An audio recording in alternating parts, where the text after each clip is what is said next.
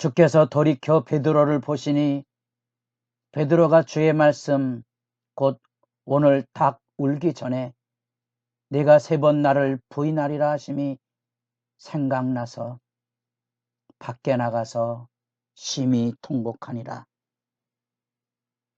새벽을 깨우는 거룩한 기도자 여러분, 주님의 말씀의 울림과 그 떨림을 통하여 하나님 앞에 엎드려지는 시간, 우리에게 주어진 멸시와 천대와 능력을 묵묵히 짊어갈 수 있는 기도의 사람, 기도의 여정이 분명하기를 바랍니다. 오늘 우리가 읽어갈 하나님의 말씀은 누가복음 22장 54절에서 71절까지의 말씀으로서 예수님의 순환 메시지에 드디어 겟세마네 동산에 이어 체포되어 신문의 자리에 나아가는 예수님의 아픈 여정을 여기 만나보게 됩니다. 그 안에 예수를 부인하는 처참한 베드로의 무너짐을 우리가 만나보게 됩니다. 3번에 걸쳐서 아니다. 한 번은 여자 종에게, 2번은 남자에게 예수를 부인하는 증인들 앞에 베드로가 서 있습니다. 어쩌면 예수를 향하여 그 어떤 제자보다 열정과 열심을 가지고 서 있던 베드로지만 인간의 생각과 의지와 열심으로는 주님을 따를 수 없다는 처절한 참회의 경험을 베드로는 만나게 됩니다. 지금도 많은 사람들이 자기 믿음을 스스로 뽐내고 만영을 부리고 서 있지만 다 무너지게 될 것입니다. 믿음은 내가 지킬 수 있는 게 아니고 하나님의 은혜만이 나를 지키는 거고요. 내가 약할 그때의 곧 강함입니다. 수도 없이 시련과 멸시 앞에 스스로 자기를 부인하고 십자가 지고 가는 일에 정직하십시오. 예수님은 이미 이 베드로의 상황을 알고 있었던 거지요. 예고한 그대로 6월절 만찬에 오늘 닭 울기 전에 네가 3번 나를 부인하리라. 베드로의 입장에 봐서는 펄펄 뛸 얘기죠. 주여 내가 주와 함께 오게도 죽는 데에도 가기를 각오하였나이다. 이게 인간의 열심입니다. 우리도 인간의 열심에 착각하고 있기 때문에 막상 교회 작은 그 현장에 내가 십자가 지고 가면 은혜의 강수가 흐르는데 내가 은혜의 강수를 막아버리고 썩은 물을 흘러가게 하는 순간순간의 시간들, 사건들, 사람들을 기억해 보셔야 합니다. 그거는 내가 하는 게 아니고요. 예수님의 돌이키심, 그 사랑의 시선을 통하여서만 참회를 통하여 무릎으로 배워가는 겁니다.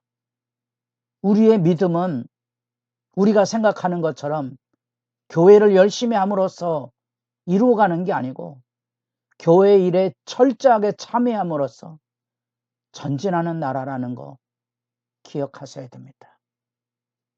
이 처참한 몰골의 베드로를 통하여 배우셔야 됩니다. 하나님의 사람들은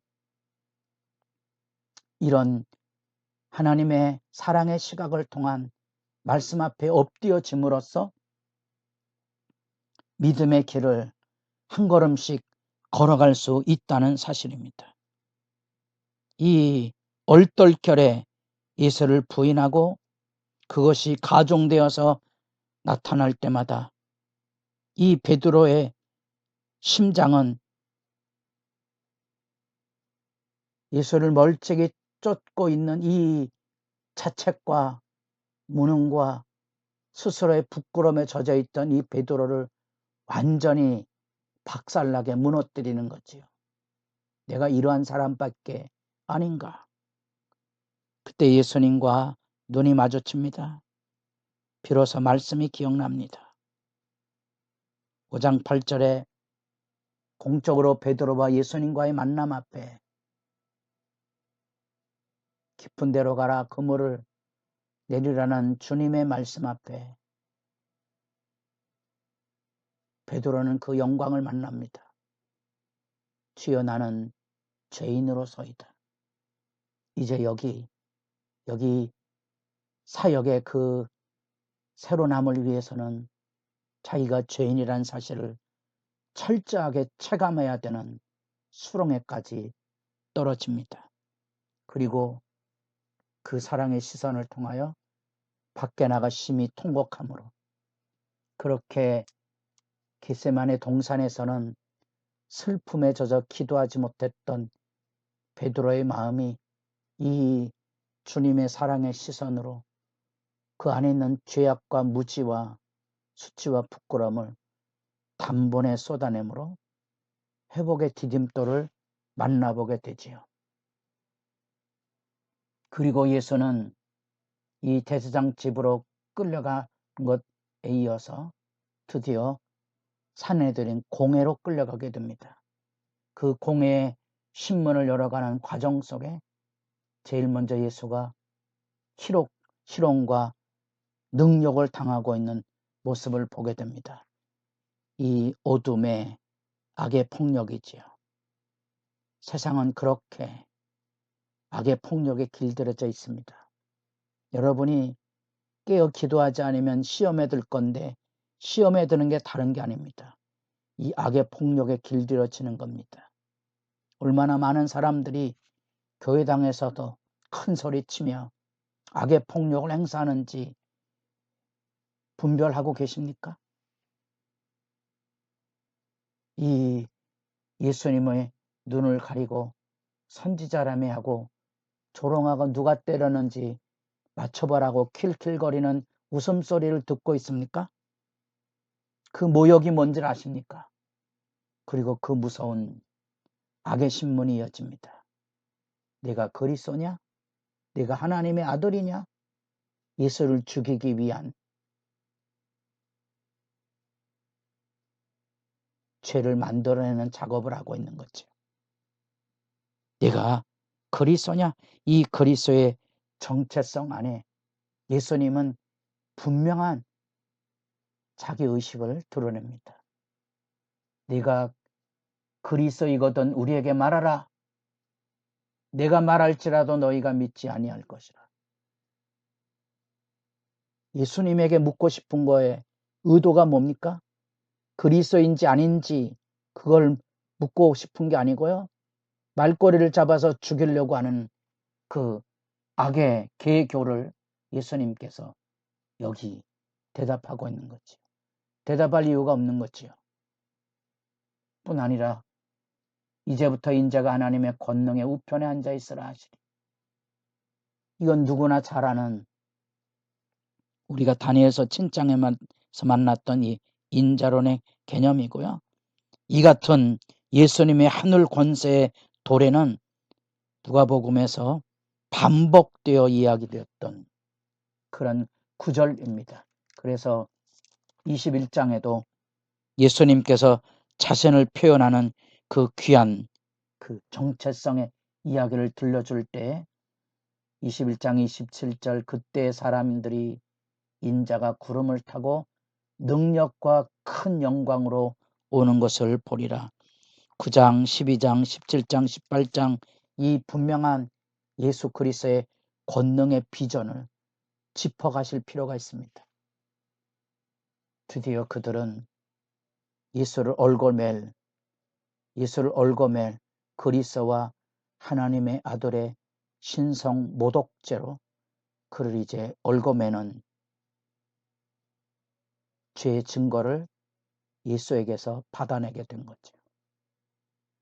우리는 이 예수를 죽이려고 하는 악의 실체가 무엇인지 다시 살펴보고 우리가 그 안에서 기도할 제목이 뭡니까? 우리에게 주어진 고난과 멸시, 능력들을 내가 짊어지기 위해서 기도하셔야 됩니다. 기도 없으면 나는 의인입니다 하고 외칠 겁니다. 예수님의 구원사역은 나는 의인입니다 하면 구원사역은 수포로 돌아갑니다.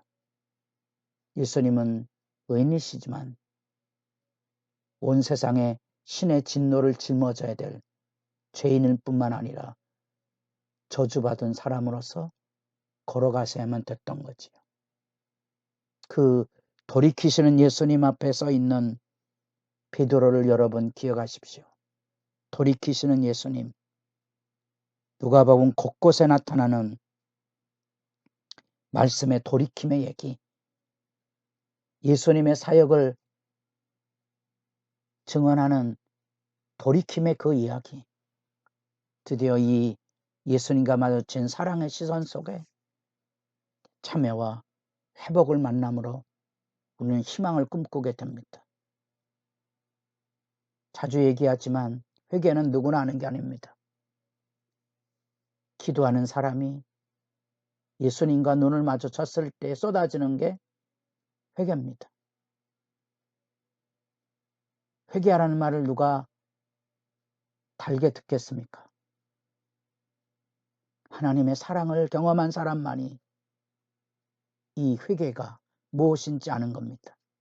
여기 지금 어둠의 때 폭력의 능멸을 당하는 그 자리, 죄가 없음에도 불구하고 범법을 만들어서 죽이려고 하는 이 무서운 악의 횡포, 우리도 견뎌갈 수 있기를 기도하시기 바랍니다. 천사가 찾아오고 구원의 강수가 흘러넘치게 될 것입니다.